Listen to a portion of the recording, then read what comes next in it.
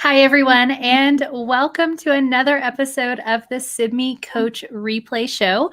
I'm your host, Corey Camp, and today we're excited to bring back our resident math expert, Coach Amy Youngblood. She's one of our Sibme virtual coaches, and in addition to working with Sibme, she is also the founder and executive director of Edu Optimus, where she provides professional development primarily in leadership, mathematics, and assessment. She also enjoys spending her free time with her husband, adult children, and dogs. Welcome back, Amy. Thank you. I'm excited to be here again. Yeah, we had your last episode had a lot of hits. I think it was our first kind of content-focused episode where you introduced the mathematical language routines. And we talked last time, you kind of broke down MLR2 for us. Remind me which one that one is. I know there's 8 of them. So MLR2 is collect and display. And we talked about number talks primarily as the vehicle for collect and display. Yeah. And so for those who didn't get a chance to tune in last time, tell us again a little bit about what math language routines are and then what you got in store for us today. Okay. So the math language routines you often hear them referred to as the MLRs. And so they were created and meant to support students' mathematical language development, and specifically really created for newcomers. But what has been found, of course, is that they're good for all our students, newcomers or not, and really help them as they acquire the language of mathematics. Like you said, last week we talked about collect and display, specifically the number talks. Today we're going to talk about another one called critique, connect, correct, and clarify. Okay. I always say it in a different order. But I have some things like that too.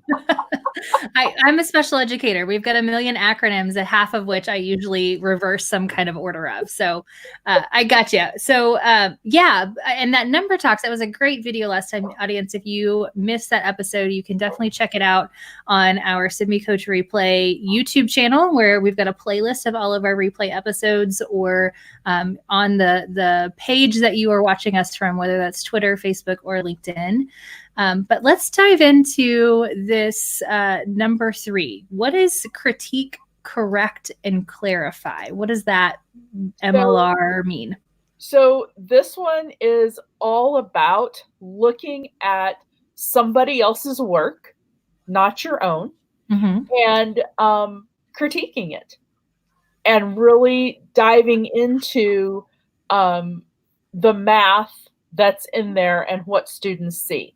So it helps them amplify that language without having to necessarily talk about their own work, but in looking at the work of others and what can they see, how can they clarify some of that for other people, for themselves, and bring out that language. That's awesome. So then what does that look like in the classroom? So there's a couple of ways that you can do critique, correct, and clarify.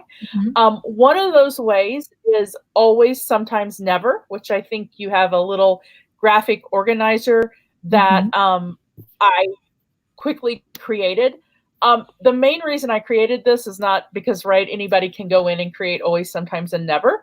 But the important part of this is the sorting's important when we sort items into those categories, but also then thinking about that, okay, now I've got to clarify that, right? And so that's what, when you use always, sometimes, and never with your students, you want to give them a chance to clarify some of those pieces. So usually what I have students do is pick one from their always column and give an example.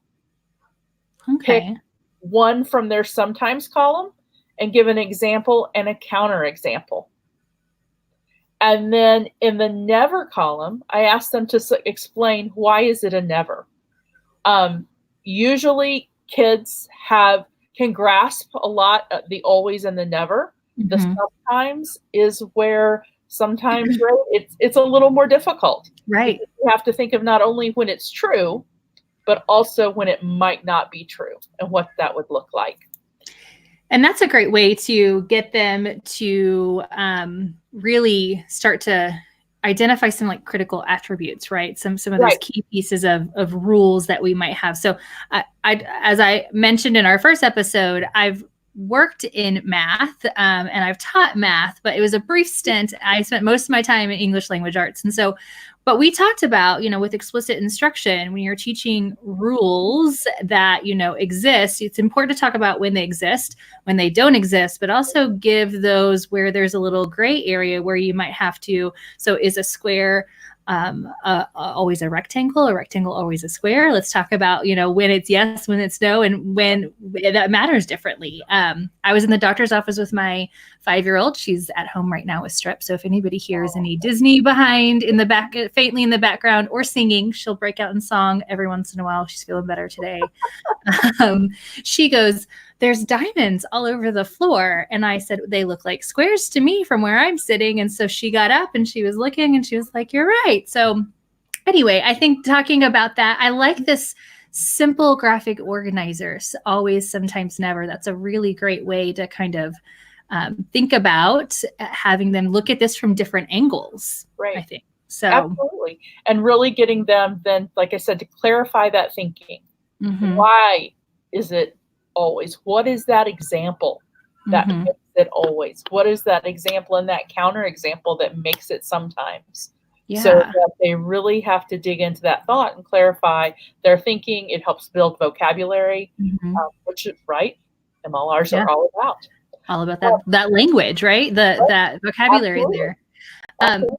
And I think for us, it also really allows us to formatively assess as they are doing that clarification. Where are we seeing some holes? Some, are they like really confident in the always and never, but then sometimes they're a little hesitant in their response. I think this is the right way. So I really like that. I want to talk for a minute about critiquing a response and kind of what your guidance is for that. What I find interesting about this one, the critique, correct, and clarify MLR, is that it's about doing this with someone else's work, right? With your peer work. Yeah. So what's interesting to me, I've been talking a lot about psychological safety the past few months, for the past year or so, but a lot heavy this past few months. So does it always work really well for peers to be using MLR3 in their classroom? Are there some things you need to set up so this, when you critique a response, it comes across well and everybody feels safe and secure and like they can continue learning? Absolutely. So first of all, if you're starting this out in your classroom, my first advice would be always to start with a fictional response or with critique the teacher, right? So that kids feel safe and they feel like it's okay. There's not a pressure of, this is my peer, this is my friend, or, I don't really like this kid, so I'll say mean things, right? Yeah. And so that's the first thing. The second thing is then when you're ready to critique maybe some peer responses, you have to have a classroom that is safe and secure. And that means talking to kids about things like, so how do we talk to one another?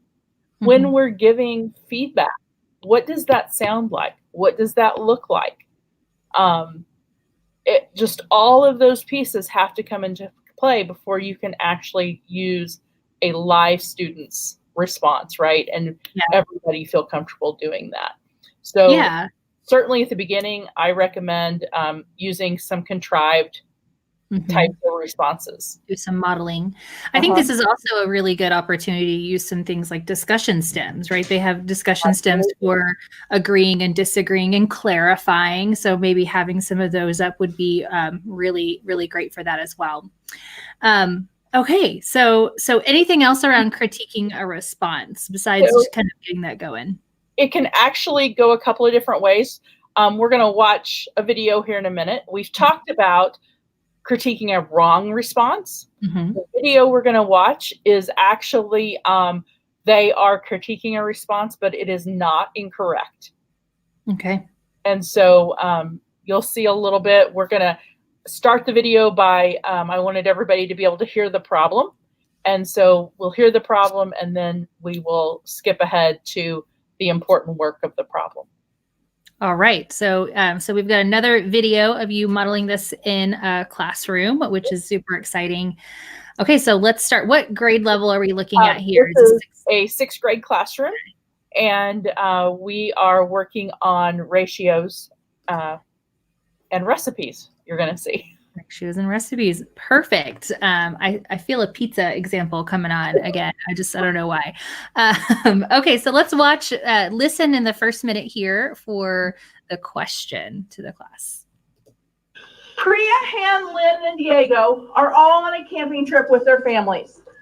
The first morning, Priya and Han make oatmeal for the group. The instructions for a large batch, they bring 15 cups of water, 2 of oil, then add 6 cups of oatmeal. Priya says the ratio of the cups of oats to the cups of water is 6 to 15, and that's 4/10 cups of oats per cup of water. Han says the ratio of cups of water to the cups of oats is 15 to 6, and that's 2.5 cups of water per cup of oats. Who is correct? And I want you to also be able to explain your reasoning. So you can work together at your table groups. You can use the table if you need to, but decide, is Priya correct or Han correct? Go. So, right, we've set up the problem. If you took time to take notes, you would note that they're actually both correct in the problem. So we're going to skip ahead and hear some table talk at one table, I believe. All right. I divided and they were both right. Oh, you think they're both right? Yeah, they just ordered them. So we can have 2 unit rates? Yeah. Why? Well, because if you click on them, it's going to be even. Because you're just flipping them. Okay. But why can I have 2 unit? Why can I have 2 unit rates? Because if there's but Why can I have 2 unit rates? Wait, if you have 2 unit rates, there's 2 ratios. Wait, isn't Hannah's only half of I forgot to set my timer. Sir, because 0.4 and 2.5.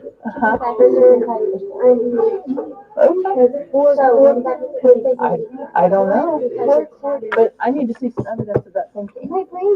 I'm going to look at I'm going to spell anything I'm trying to say. If it's math class, I don't care about your spelling. All I care about is seeing evidence of your thinking. I did 6 divided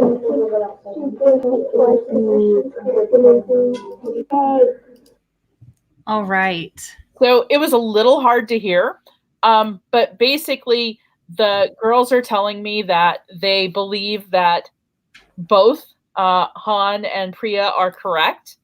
And so I'm challenging them basically and saying, you know, okay, so you're telling me there are 2 unit rates. And they say yes, but they can't tell me why that is possible. And so that's what I'm wanting them to get at. Why could we have 2 unit rates? Yeah, I heard you repeat that. What is your thinking around that? Yeah. And you also notice at the end, I'm prompting the little girl to write in her notebook. So in that classroom, they have math notebooks. They're expected to record their thinking in their math notebooks. And she was telling me that she couldn't because she didn't know how to spell something.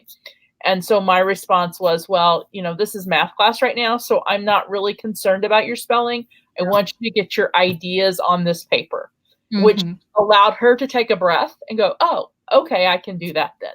Yeah. Because she was really honed in on, I've got to spell it right. I've got to spell it right. I can't get it down. Yeah. And I think that's important for us to do, right? So we're focusing on, I used to bring in math problems into my language arts classroom because we were focusing on problem solving. So I'm like, I don't want us to talk numbers right now. I want us to figure out, what is it asking us? What's the important information? You know, what would how do we set up our steps, but we're not really working on solving and doing the arithmetic here. So I think it's important for us to kind of say, like, here's the learning we're focused on. And I like that you did that. Yeah. And so the next part we skip to, we're going to skip to the whole class discussion. I actually had almost the same discussion, right? At every table, kids knew that there were 2 unit rates, but were having difficulty telling me why. And so I just kept challenging them. So dig back in, think about this. And then, so when we go to the whole group share out, then you'll see some ideas start to come together, and also a misconception that's going to happen. Okay. All right, here we go. Tell you, okay? So who's correct? Priya or Han? What do you think? What do you think? Right here. Both? Why do you think both are correct? Because 6 divided by 15 is 0.4, so then we multiply. So what? So then we multiply. Okay. So where does that go? In my chart? Below, right here. So 4/10 goes right here. And why was that again? 6 divided by 15. Okay. Why did you do that? Because that's how you found it. That's how I found the unit right here. Okay. All right. So then you said they were both correct. Because 1 divided by 2. Okay, is what? 2.5. So you put that over here for water. Who else agrees with her? Who got it a different way, but still agrees with her? What'd you do, Cooper? I just said that they put the, how they made the created oats to water, handmade water oats. Okay, all right. Did you do the math, though? No? Okay. Who did the math but got to the 2.2 5/10 a different way? What'd you do? Oh. Well, I got 2.5 and the 4/10 in different places. Oh, you have them in different places. So you have them switched. So you have, here you have 4/10, and here you have 2.5. So let me ask you something. If I go back up here to my original ratio, do I have more water, more cups of water, or more cups of oats? Okay.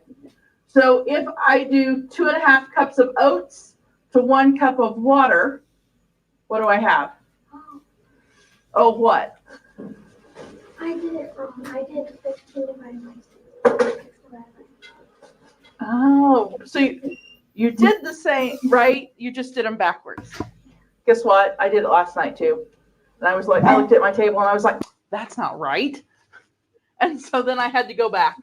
It's a common mistake that everybody makes. But one way to think about that is when you look up at your chart, what was my original ratio? Which one should I have more of? What happens if I only have 1 cup of water and 2.5 cups of oatmeal? What's my oatmeal going to be like? Really heavy. No, like dry. It's going to be dry and thick and probably not very good, right? Because it's not the right ratios. Okay, are you ready for more? All right. Right. So you saw them start to think about and talk about, I know it's hard to hear again, but the fact that they have 2 ratios because they are talking about water to oatmeal, but also then they can talk about oatmeal to water. Right. And so that's what I wanted them to understand, that because they could talk about it either way, they could have either one of those. And then you'll notice my gal that had the misconception simply by asking the right questions, right? Mm-hmm. Heard her go, oh, so I didn't come out and say, oh, you're wrong. Right. I simply asked a series of questions, and she self-corrected and immediately saw what she did. And actually, I actually did that the night before when I did the table too. And I went, oh, wait, that's not right. Like as soon as I saw it. And so really and truly, it is a common mistake people make. Mm-hmm. And I wanted her to know that and be okay with that. So in a sense, right, she corrected, and clarified her own thinking right on the spot, even though really we were talking about Han and Priya's thinking and why and how they could both be right.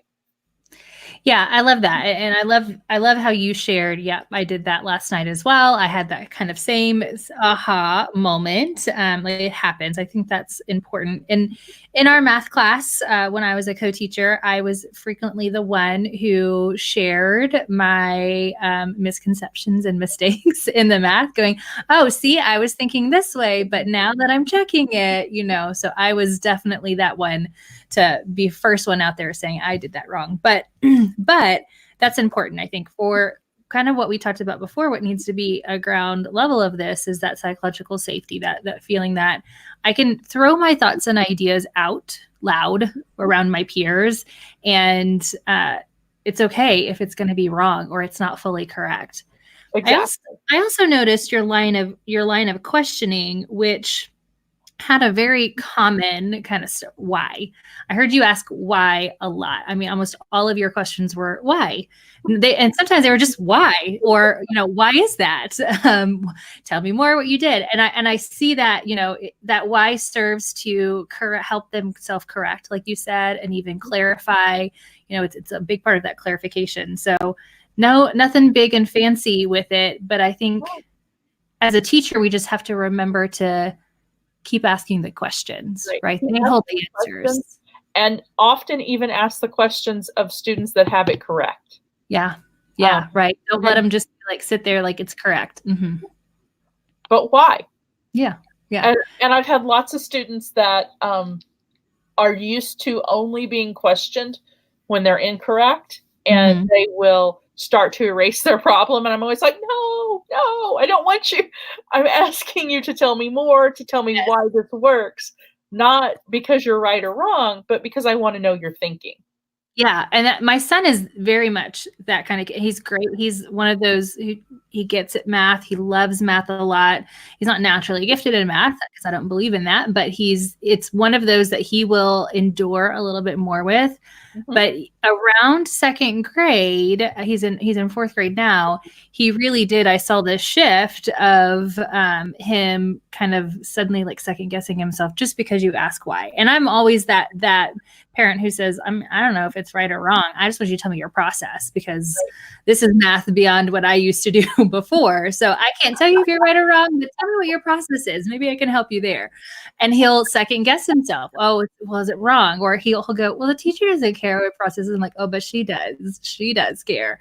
So I think that's powerful to, again, getting to the process. That's a way for them to start to begin to transfer that, right? So that's good. That's really, I really like this particular MLR because it's, again, it's getting the students to kind of have this conversation, right? Use the math language, but also it's not so much about let's solve this problem, which is, an older way of us doing math. We've gone long beyond that these days. It's really a good way to kind of focus in on the process and our thinking, that metacognition, and build a community. So I like it. So absolutely. And it's almost a way to sneak some math in a non-threatening way, right? Because the problem's already done. You're just telling me who's right. What's wrong with that thinking? If I give you one that I tell you is incorrect, you're just telling me what's wrong with the thinking, right? Yeah. So it's not it's not necessarily a way that intimidates kids with math right away, because they don't have to solve something right away. It's low stakes, right? It's one of those low stakes Yeah. And there's another critique, correct, and clarify video out there on the teaching channel. It's called My Favorite No. Okay. And she uses index cards and another little technique to critique and correct some student thinking. But she has built into her classroom that structure where it's okay that we look at each other's problems, and it's okay that we talk about not only what's good about the problem, but what maybe went wrong. Yeah. So it's a good video to check out as well. Yeah, we can definitely add that to the takeaways. So for everyone who's watching this, and if you've been jotting down notes furiously like I have, Amy has kind of summarized everything about today's episode around this MLR3 critique, correct, and clarify into a nice little takeaway. We've got the graphic organizer she shared earlier. That was a simple one. You can create your own copy of it. You can download it and use it on your own. So we've got that link in the Sibme Coach Replay takeaways. So check out the link below or future post for how to access that. And we can add this My Favorite No to it as well. Okay. You know, something else that I thought of it and now I might have forgotten it. But I love what you said about the fact that it's that low stakes and they aren't having to go right at it and solve it. They're really looking at the thinking that's happening there and really getting to process that and share that. It's a refreshing kind of spin, I think, on looking at our math classrooms. So absolutely. And you notice one of the things that I don't know if you noticed or not, but in the video that I'm having them work in groups, right? So this isn't the problem or the time that I'm saying you have to do this independently. This was their opening problem. So we had a little opener of a warm up, but that was really their opening problem. Yeah.